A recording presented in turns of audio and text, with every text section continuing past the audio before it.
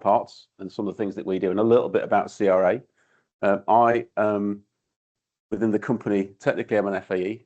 I also happen to, with myself and my colleague Peter and a colleague in Germany, we basically run our CRA for the company at the moment. We're driving that corporately, which is kind of fun. And I also, as part of the TechWorks organization, run the working group for the IoT Security Foundation for their assurance framework. So it's kind of all about security. So it's an exciting life I lead. Right, so I'm going to talk about secure FPGAs, and within this I'm going to hit on CRA because it's kind of topic of the day. Peter's going to cover this in a bit more depth later when he talks about the specifics of things. So, does CRA affect an FPGA-based design? Yes or no? The leading question, by the way. And the answer is it depends. If a design is in scope, it does, right? If it's not in scope, it doesn't. What's in scope mean? Well, there's the question. So let's cover that one. Now, if it does bring a lot of problems. How many people have looked at CRA and read it? Well, that's not very many.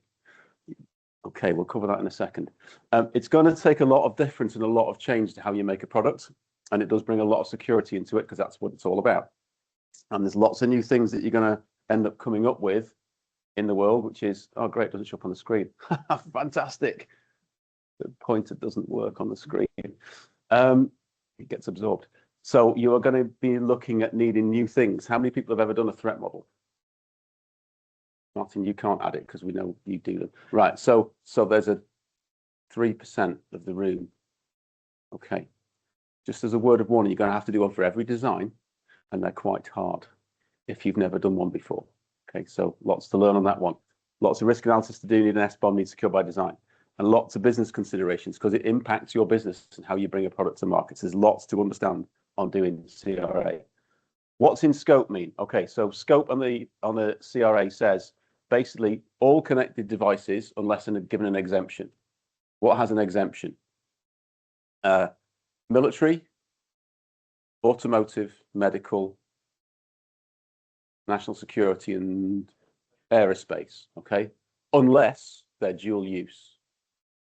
If you sell exclusively and only ever into that market, it's dual use.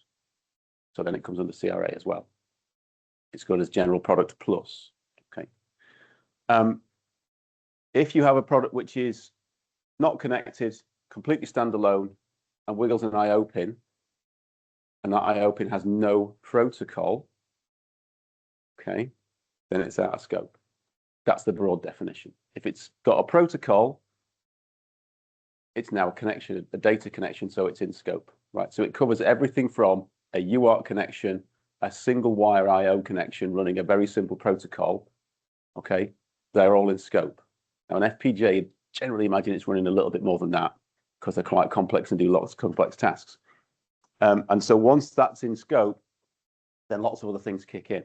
So often it's because it's internet connected, so cloud kicks in, you therefore have to update it, your apps have to be up to date, you have to cover all the security of those. If I have a USB stick on my standalone product and I can plug it in to do an update, it's in scope. How do you think they got it into Natanz in the first place to put the worm into the factory in an isolated air-gapped network? Okay, they're in scope because people would take them to a plant and they would plug them into a plant, into a PC that's on an isolated network. That's how it works, okay? So they are that cautious. What things do I need to care of?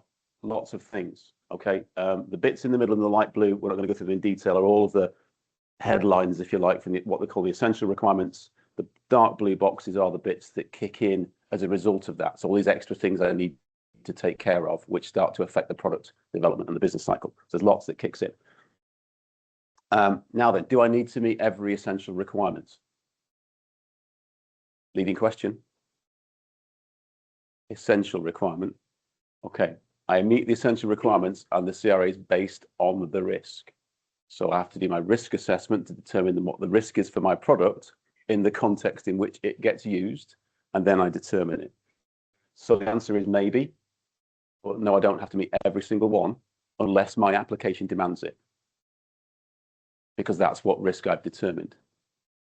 So if I've got a UART and I use it to configure it once, quite low risk, but it still has a risk. So I have to do things like make sure it's got a password protected interface and do some basics, but I don't have to have all of the logging and everything else that might be needed. But I might want to add that because I might want to know if somebody plugged something in at some point and tried to get to the system. So it's up to you in some respects. But no, you don't have to meet it every single time. But remember, it's not a checklist. It's not a yes, I've done that, yes, I've done that. The idea behind it is to go, it's asking for something. Why is it asking for it? Maybe I need to think about that for my product in the context in which it's used. And the critical thing about this is this word foreseeable use, and I tend to do foreseeable misuse as well, right? So is it foreseeable that this could happen in the usage lifecycle of my product? No, it won't, because it won't, because I don't want it to, because I don't want to deal with it right now. Okay, now unfortunately that's not admissible evidence in court. Couldn't be bothered, doesn't actually go down so well. So I do actually have to think about it and go, oh, no, it does affect me. We're going to have to deal with that. How do I deal with that? Okay, so I've got to start leveraging what goes on.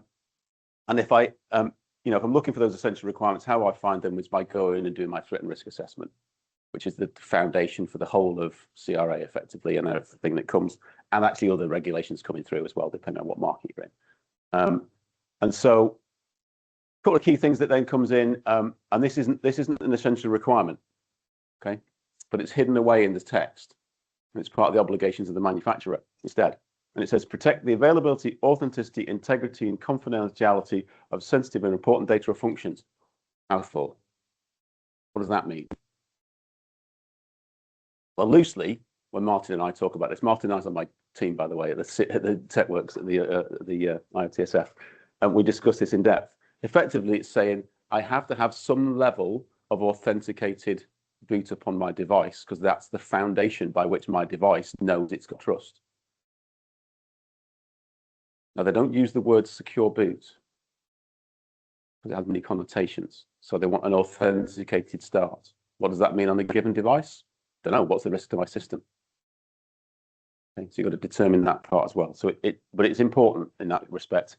And if you can't meet those requirements, then it's what's classed as a severe vulnerability. And if you have a severe vulnerability, you have a very short time window in which to fix it to make it do what it's got to do.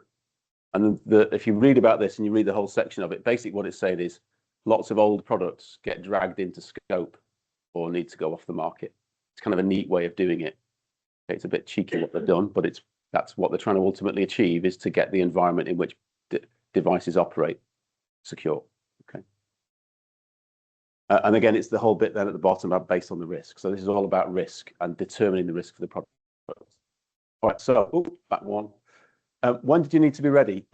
So I wrote this 2 years ago originally, and been talking about this for a long time. Just in case you didn't know, the Cyber Resilience Act came into force December 24. Okay, it's December 26 this year. So this year is 2-year anniversary. Okay, we're at nearly 18 months at this point. How many people have started their CRA-based design? Okay. How long does it normally take to get an FPGA design turned around? 2 years, 3 years, 4 years? Longer than 18 months for a bunch of things you've never been asked to do before. On TARA, SBOMs, risk assessments. Okay. Might be time to start. Okay, just as a hint. All right, so crucial date comes up this year in September the 11th, oddly, which is a real weird date for it to show up. September the 11th, the vulnerability reporting obligations kick in. Okay, now they're quite mild because it means you have to have a reporting process. So it's if you've got something that's compliant to UK law at the moment, you should have a reporting process. Okay, now at the IOTSF, we have a little thing we publish every year, which is the selection of companies they go to find out who's actually got a reporting process. And it's not many. Okay, I think it's creeped up to nearly 40% of the tested companies now, which given they all sell products into the UK market, it's not very good because it should be at 100 to meet UK PSTI law. Okay, So if you haven't started your design, I'd kind of suggest starting, because at this point, really, you should be at the point of I'm getting towards test. Okay, just to give a hint to what's going on. Right. What might be involved? Quick run through a very, very simple test. I've got an in-scope product. I've got to determine what category it lies in. Right now, most products will come in what we call default category, which means I've got to do all of the essential requirements of the risk assessment, but I don't have to do sort of third-party analysis on it. Right, it's all self-assessed. I need to do my TARA as the foundation because I need to know what I'm designing for. What have I got to take into account in my design? What have I got to change? What have I got to do?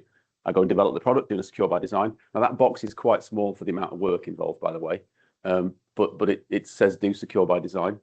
And the SBOM is a crucial part because most people end up having software at some point. I know FPGAs go, yeah, but we're not because we do hardware. Now, that HDL that you write, when you write it and it's sat on your PC, is it a text file or is it hardware? And can a text file be manipulated by somebody if they got onto your network? Or is it software or hardware at that point? So it's a bit of a debate we go on. Peter and I have been having this debate for a long time, okay, because it's quite fun. And we know the FPGA community like to say it's hardware, and it is when it's running in the device. But before that, when it's physically in the device, it's a text file or a binary. So it can be manipulated. So you've got to put protections around that. So be aware of that one. If you are writing software because you've got a soft core or a SoC involved, then the SBOM kicks in. There's lots of things to consider there. Do need to do pen testing because I've got to confirm that what I said I'd do in my threat and risk assessment, I've actually done, because it completes both sides of the V model to say I've done it. Okay, I've actually done what we said we've done. Release it to market, and then I hit continuous product assessment, because my product once released has to be secure for minimum 5 years. Okay, 5 years is the minimum based on a consumer product. Your market that you're in might require it to be longer, and that will be dictated by the regulators. Okay, so be aware of that one too. And then at the end of life, you've got to bring it off the market securely. So there's lots of things that are different to what we do today with the product, which is panic, ship it, shows come in, release it, off we go, done, never touch it again, because it worked perfectly in the lab. Anybody ever done that by any chance? Just saying, okay. All right, so what sort of things we're looking at?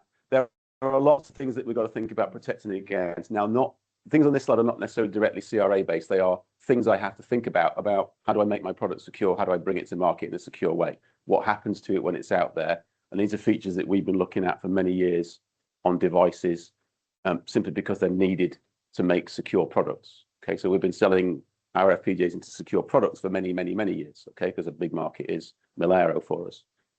There's lots of things that can happen in there. We're not going to go into detail on every one, try and save some time. At board level, you will also have attacks, okay? Now, CRA is really concerned more about logical attacks that come through connections, so they can get at-scale attacks, especially if you've got an internet-connected product. Now, it doesn't mean that you shouldn't do board-level capabilities, because my key is on the board, and if I can get my key, I can access that device, so I can get into that device and work out how to reverse engineer the system to work out how to find that logical flaw that I can exploit, because that's how attackers think, because they've got all the time in the world with your board. Yeah, remember that bit. They've got time on their side. When the exploit comes in that your system's down, you've got very little time to fix it. Okay, which is why the documentation side of it's really important. All right, so lots of things to look at. Very basic things to do, like who leaves their serial port that they put all their debug information on to make it really easy to debug when it comes back to the lab. You leave it open all the time, so it's just spewing that information out constantly. Who does that? Nobody. Good. I'm saying nothing. Nobody does that ever, right? Because that's not what engineers do, because we don't like to know what's going on when the engineer turns up to plugs his laptop in. That's now a problem, and just gets all that information, which tells them exactly what's happening and what threads are running and what's, oh yeah, Is that useful to somebody who might be trying to attack your system? Turn it off. Okay, basic number one, turn it off. All right, so lots of things like that. Turn JTAG off, always a good idea. Yeah, but it makes it easy to reprogram when it comes back in without any stress. I know. Until somebody gets hold of it and attacks it. All right, now the really difficult ones to solve are the difficult ones. Side channel attacks, passive analysis attacks, right? Maybe.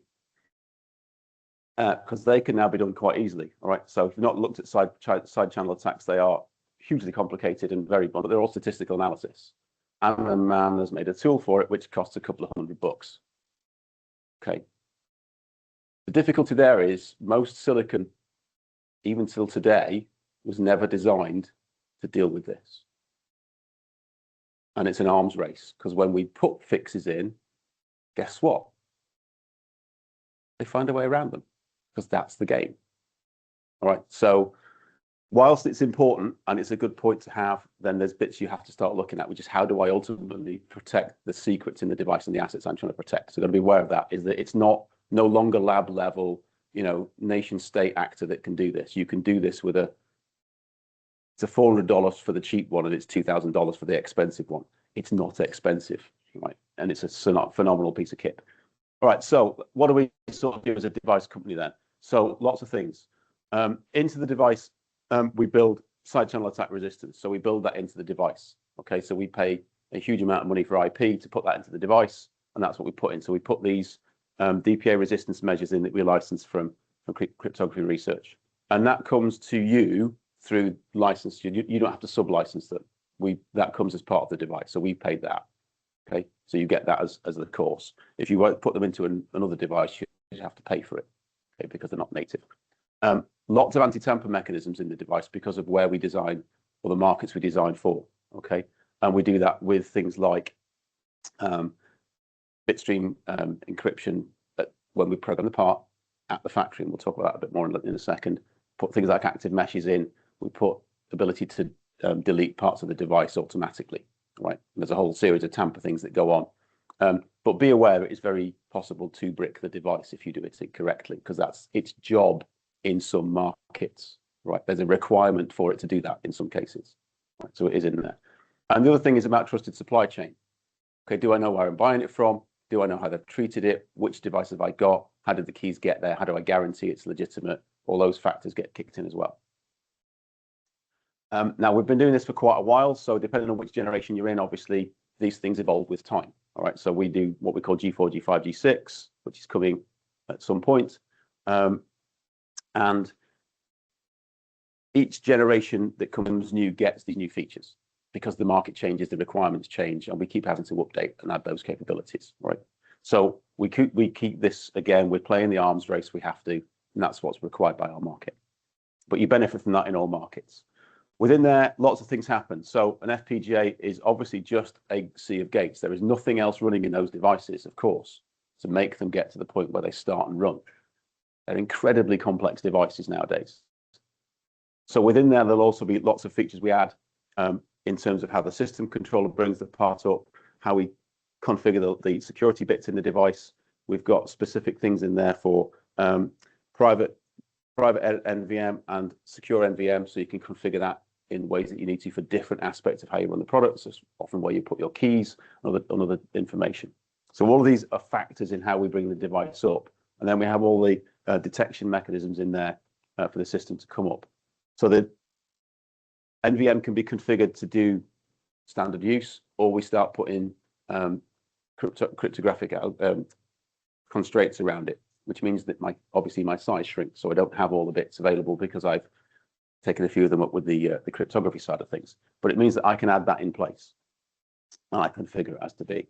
The devices that are what we call the security devices also come with a puff, which has got a couple of different ways of bringing the puff up to get the key from the device and get the secret key that's embedded within the device out. So they're all part of the device that we bring up as well as part of the embedded security features.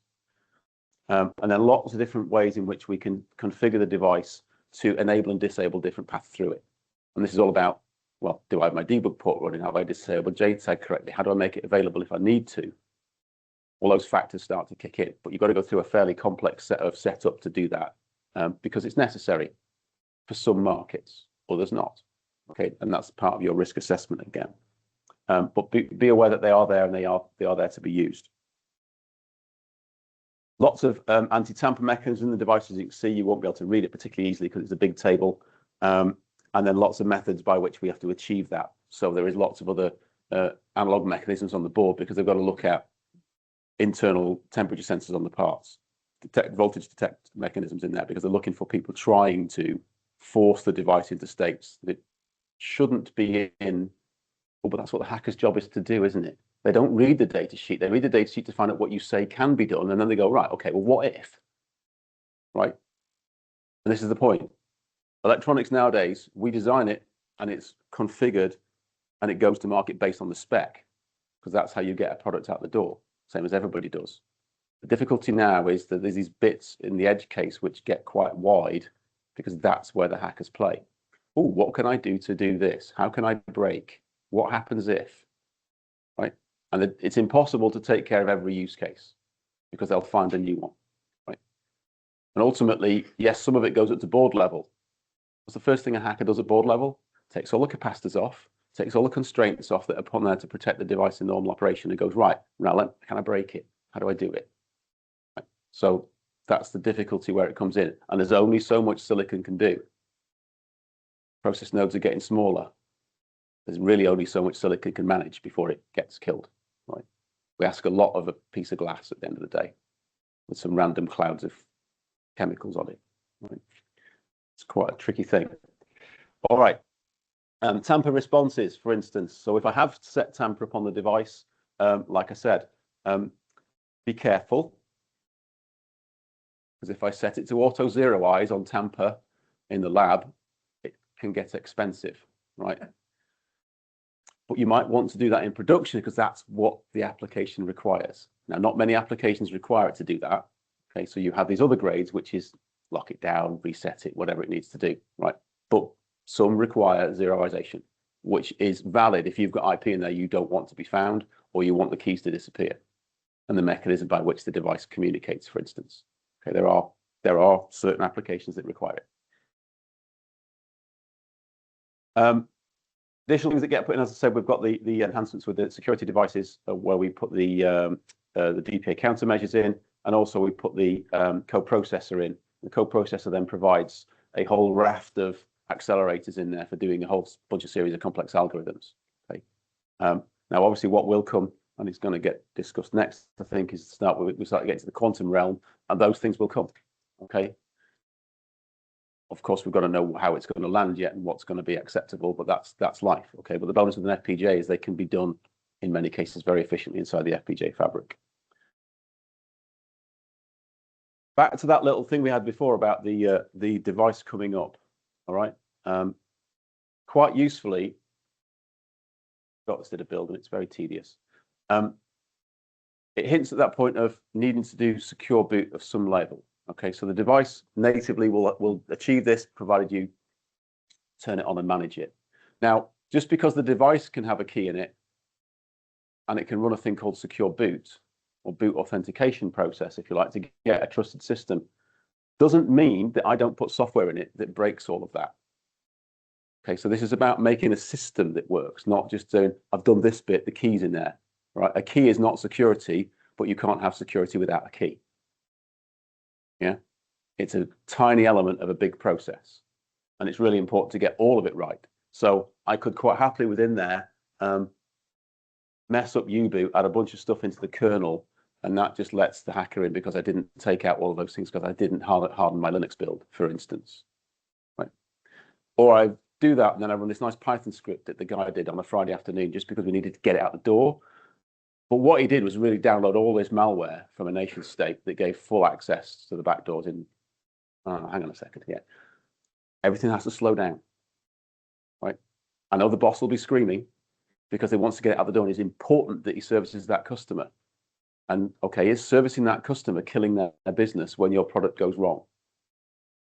Because he'll be screaming at you as you're driving down the motorway on holiday. I listened to a nice hacker talking about this last night, where he was on his way, and he said 6-hour drive. So I'm going, he was in the north of England, he was going to Cornwall, right? Because that's like 6 hours, yeah? And he was halfway there, and they got hacked.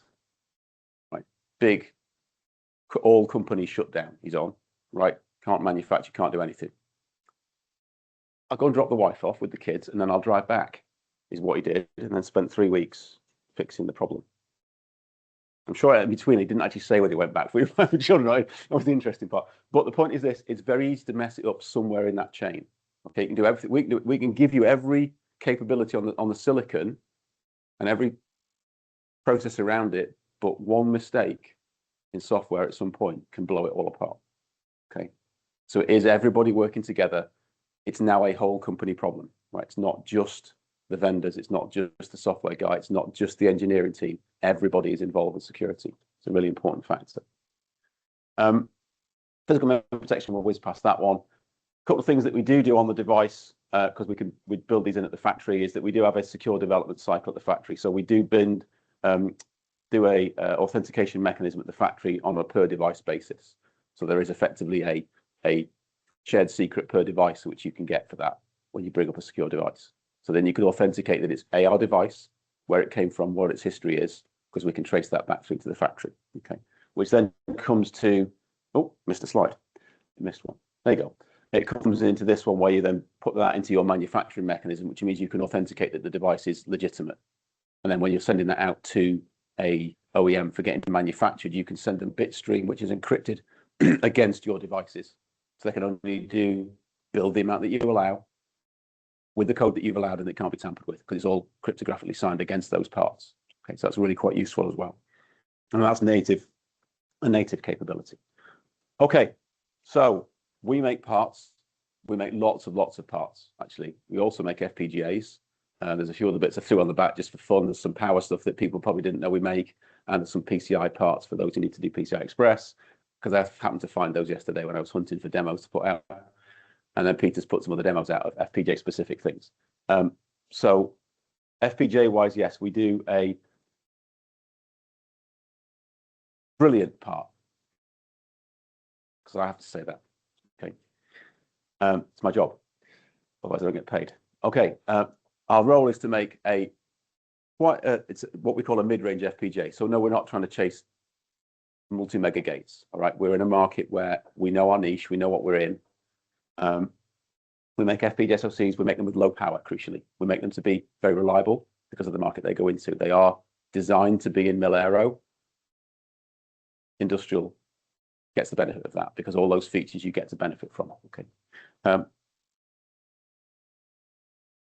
Quick Q&A, because we're probably, oh, that just squeezed it in. That's not bad for 30 slides, is it? And you may have got something from the presentation as well, even. Okay, if there's any questions, ask, but before we do, if you're asking a question, put your hand up because we need the mic for the folk online, those who won't hear it. Any questions? Going? No, stunned.